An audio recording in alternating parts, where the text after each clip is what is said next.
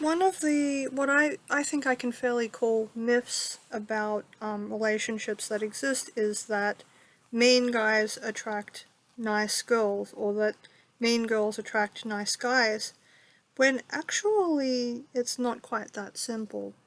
The reality is that a lot of the people we would call nice are often people who have been raised to believe that they have to behave a particular way in order to be loved and accepted by their peers. And very often these people will struggle in intimate relationships because, of course, as people come closer to you, it can be harder and harder for you to hide your flaws. And so, even though these people might seem really nice, they're actually deeply insecure people who aren't necessarily popular, even though they outwardly seem like they should be. And even if they have many friends, those friendships will often be really shallow and really just you know they'll be lacking in substance. And so the reality is not that mean people attract nice people. It's actually that these people who seem nice are just predisposed to interpret unkindness differently. So if you are a clingy person, what you might find is that if you are dealing with somebody and they start being mean to you after you've been dating them for a while, instead of thinking the natural thing of, oh, this person's being really rude and unkind to me, I should just leave them and not think about them anymore, you will end up thinking the unfortunate thought of, oh, this person just doesn't like me. And if I try a little harder, if I push a little more, then eventually they will like me and treat me nicely and give me the love and affection that I crave.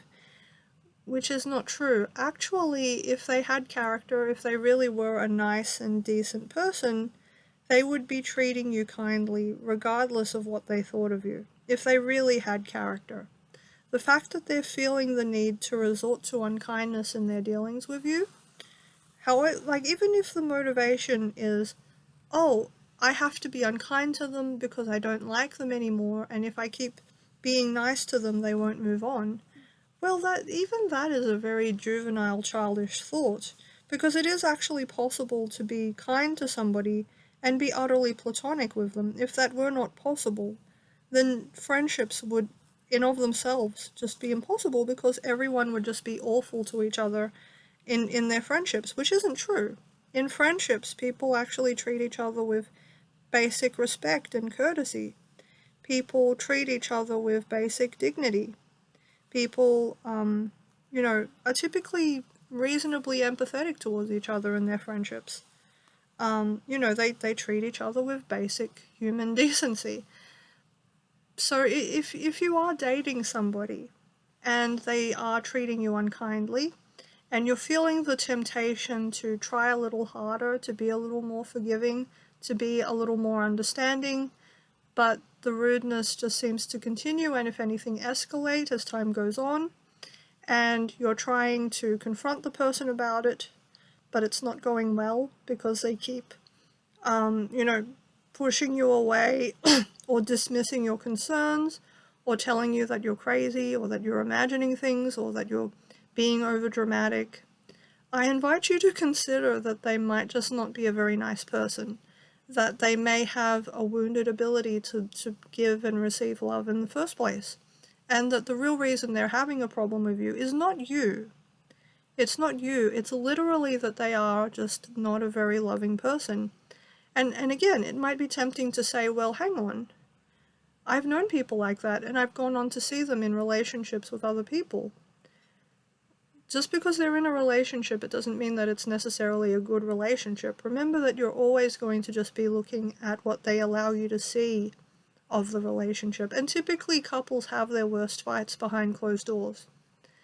And so, I invite you, again, to have self respect and to have a willingness to, if someone is being unkind to you, to not think, oh, I need to try harder, but instead to think, this person isn't very nice. I don't really want to talk to them anymore. If they're going to treat me this way, I'm going to tell them that I'm not okay with this, and then I'm going to walk away. if they're not willing to listen to me, if they're not willing to at least admit some fault on their part. And certainly it is the case that some abusive personalities are quite cunning, and they will feign an apology in cases where they can tell that you are concerned about something. They will pretend to feel more sorry than they really do. But, there isn't a need to be paranoid about these types.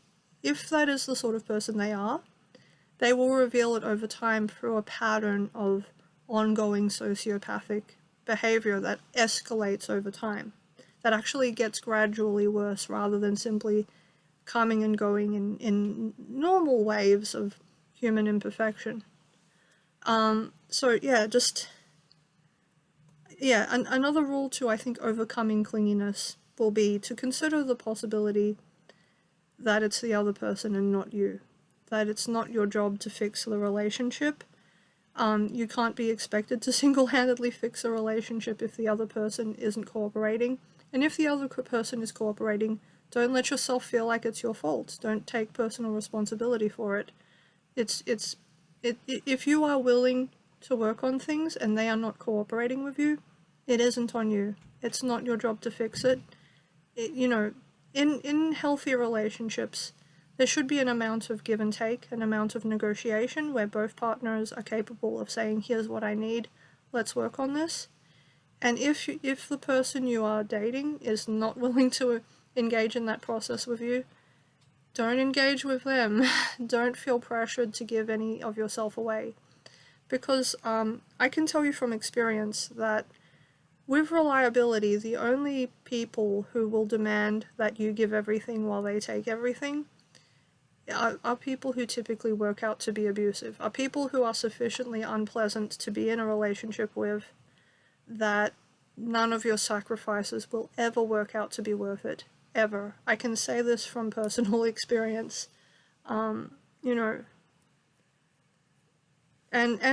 might wrongly think, well, but aren't they suffering too? Can't I help them? They probably are suffering as well. If they're going through life thinking that that's what love looks like, then yeah, they are suffering. But it's not your job to fix them. You can't fix them. You're not qualified. Very few people are. And even if even if you were like a certified psychiatrist or something like that, people can only change if they want to, really, in cases like that. Like if, for them to mature and to grow, they would have to be willing to admit fault. They would have to be willing to change. If they have made up their mind, I won't change, I'm going to keep on doing what I've been doing no matter what I'm taught, even if people can prove to me that my actions are wrong and destructive, there is nothing that can be done to help that person. No one can. So you don't take it upon yourself. Don't beat yourself up if you can't fix an errant person who just won't change and who won't negotiate and who will give nothing. Because ultimately, your goal is to have a meaningful, close, loving relationship with somebody. A person who is absolutely focused on themselves and cannot give and cannot receive love in healthy ways, you can't have that life with them. For you to have that life with that person, they would have to become a totally different person. And can I suggest to you that if they would have to turn into a totally different person, you might as well just go and date a different person, if that's the case.